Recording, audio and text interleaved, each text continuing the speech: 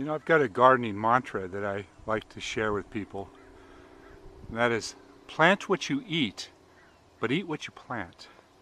Now what I mean by that is when you're laying out your garden, think about the foods that you really like to eat.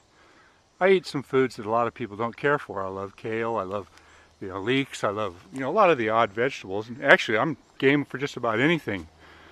But when I see people plant too many of a plant that they barely eat and they grow it all season long and don't actually process it, well, then you kind of lose the point of the garden. Another thing to think about is if you overplant, then really learn to share. And when you share with other gardeners, it always comes back with stuff you don't plant.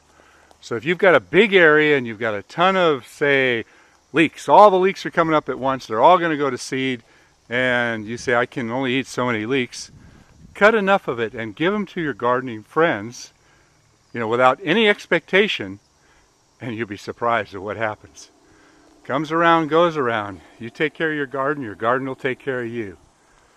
And it's really therapeutic. So plant what you eat and eat what you plant.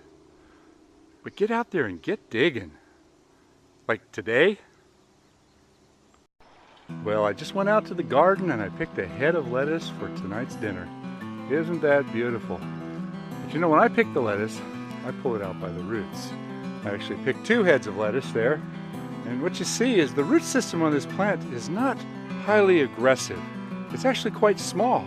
The top of the plant takes up a little bit wider space, but if you're planting in a tight container garden or an area where you're trying to get a lot of things happening, the roots don't actually invade too many other plants, so you can get away with it. Now you might ask, why do I leave the roots on there? Well, sometimes I like to just put them in a pot of water, or in this case a waste basket full of water, and keep them fresh. I mean, think about it. You go out and you pick some flowers and bring them home. What's the first thing you do? You put them in a vase of water to keep them lasting longer. I just dump them in the water here. It doesn't even matter if they go all the way under, because it absorbs all that water through those fresh roots and keeps it fresh. And actually, it just helps kind of clean it until you're ready to use it. You can't let it sit for days and days. You still ought to eat it within a day or two. But if you can keep those leaves hydrated right after you do it, then you have a salad that's as fresh could be. Interesting, I took one plant out of there that was tiny and put it in this pot of really good dirt. And look at the difference between the 2 of them. So I tell you, there's mostly compost in here, 2 to 3 times as big as the ones over on this side. I intersperse lots of young plants with the older plants, and sometimes it feels a little bit chaotic, but I try to make the most out of every square foot that I can. It's sort of a square foot gardening type of approach, but you know what, I just kind of try to make use of everything I can. As it's starting to warm up here, a lot of our lettuce is really taken off. Got to be picked. So, I can only eat so much lettuce. I eat it every single day, but it's time to start giving some of it away, because once it goes to seed, it doesn't taste good anymore. Got lots of leeks coming up in this bed. I like leeks.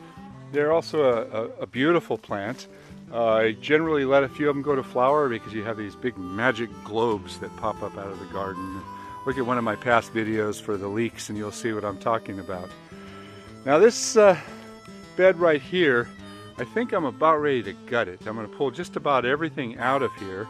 Some of the things are starting to flower.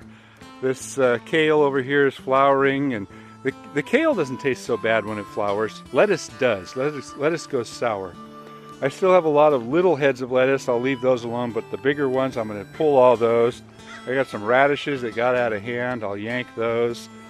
I had a little bit of bok choy in here. I think that's just about gone. So anyway, the value of this bed is going to be greater for the summertime plants. So I want to change all this out. These are all the leftover of the cool weather plants. And you can say, well, you don't want to pull them out because they're still producing. But at some point you have to just say, start over, tear it out, and let's get the right season plants in there. I did put a few beans in here, and there's one that's popping up for climbing up on this back area here. So you can intersperse a lot of plants within all of your beds.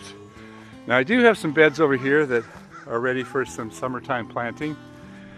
And this one over here, you have to adjust your gardening ideas to the amount of shade that they get. These beds over here are a little bit cooler, and I usually try some of the plants that, you know, I could get away with doing another crop of lettuce or another crop of spinach or something like that. Even though they're cool weather plants, if they get enough shade during the day, you can plant a lot of things, you know, out of season and still get away with it.